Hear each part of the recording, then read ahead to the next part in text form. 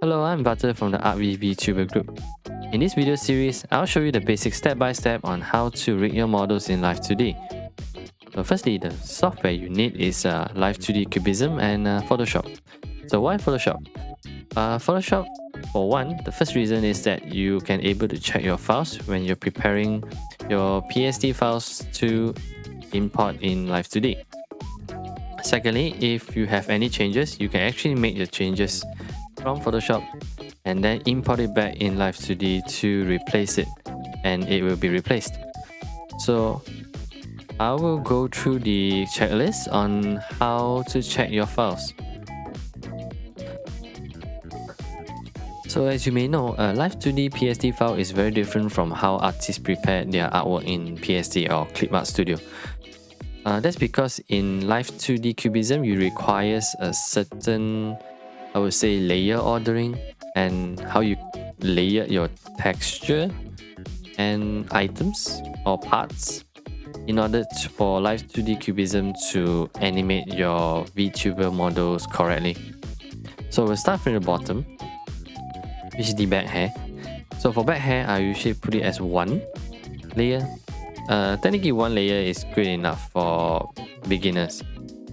Usually, advanced animator would have 3, but it also widely depends on your model, back hair and hair design, I would say. So for now, one back hair layer is good enough. Neck color, which is the neck, left ear, right ear. Face color. Face color is actually the base, face base. I would actually name it as face base, but the artist name it as face color. But it actually depends on the artist. As long as you know which layer belongs to which. Left eye white, right eye white. For eye, there's a few layers that you need to input correctly, else it's hard for you to animate the eye. So the eye itself has more layers compared to others. The second actually goes to the mouth, but we'll go to that later. So the first is the eye white, the eyeball, 2 eyeballs, right? Blush.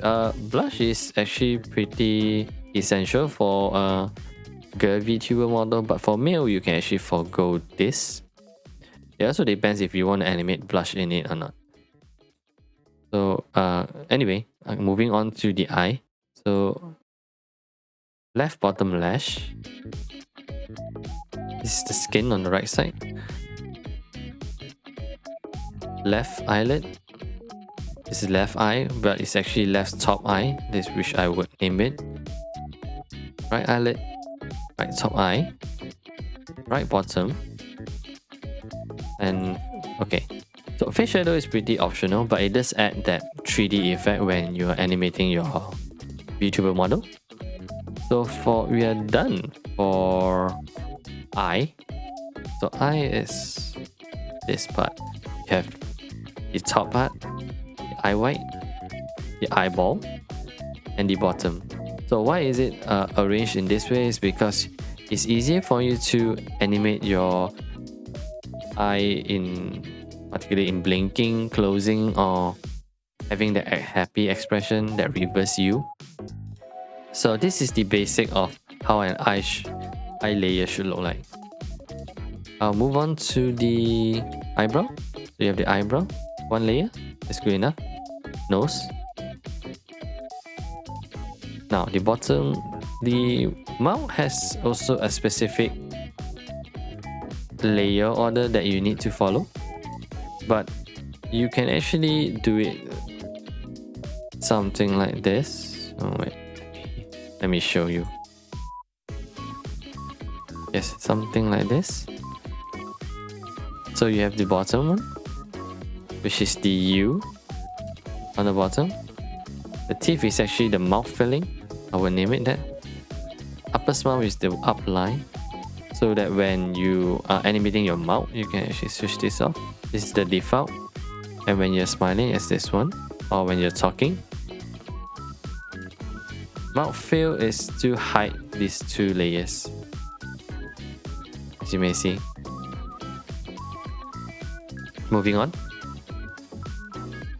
Arm, the clothing, and the rest is the head.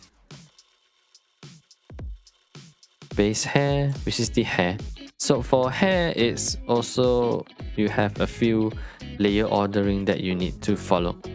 So usually for front, it'll be one layer for beginner, and that's good enough, unless, like I said, you have a specific character design, hair design that requires an extra animation, I would say.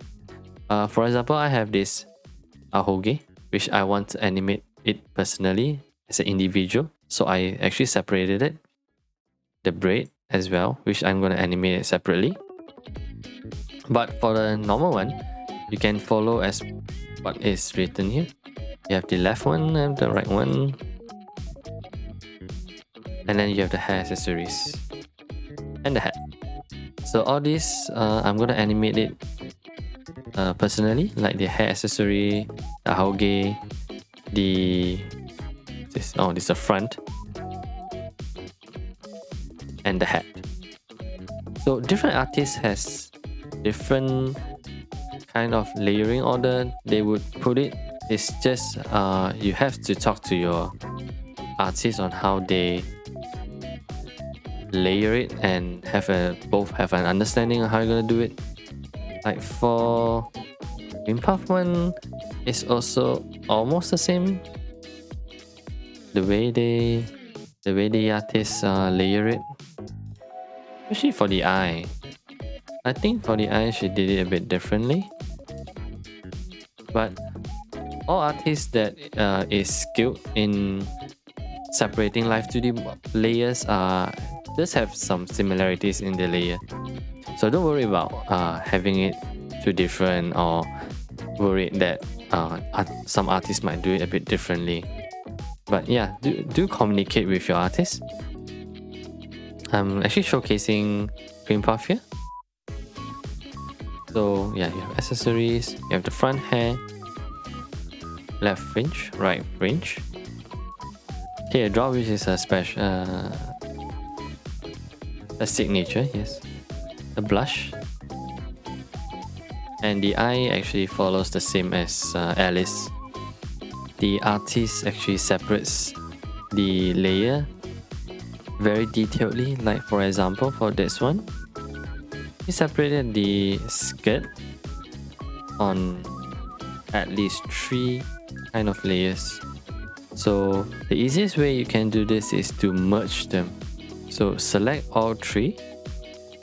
You can move it around to see if this is the layer that you have selected, and move it back to the original one so that you don't have to move it back manually.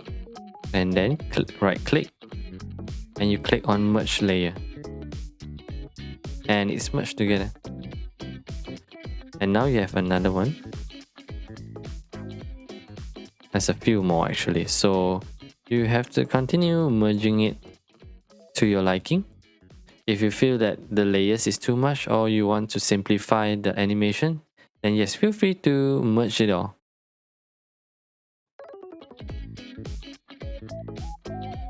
So the objective of this video is to make everything as simplified as possible so that you're able to understand the process. So in this case, for some tips, if you see artists actually have group layers like this, you can actually delete the layer, but do select this one, group only, instead of the content, because if you choose this one, the entire layer will be gone. So just delete the group, and all the layer would not have its group, and it's easy to organize it this way. Secondly, you can always disable the white background. So usually in Live2D you don't need the white background, so you can actually delete it. Remember, in Live2D Cubism, when you import the PSD file over to the software, it actually includes all the hidden layers as well. So do clean up your files more often than possible, if possible, yes. Unless it's something that is essential and you hide it because that's how you want to animate it, that's fine. But if there's extra expression or some movement, some layers that you think is not needed, then yeah, just delete it away. So that's it for part 1 file preparation for Live2D Cubism. As much as I want everyone to jump straight to Live2D Cubism, this step is actually very vital because it's the foundation of this step, and if you actually screw up this part, you might have to go constantly back and forth between PSD, amending your files, and then import it back to the Live2D Cubism, which is something we do not want because it actually wastes a lot of time. Alright, so I'll be preparing part 2 soon. But meanwhile, if you like the video, do give it a thumbs up and do subscribe if you like my video too. Alright, I'll see you guys soon. Bye.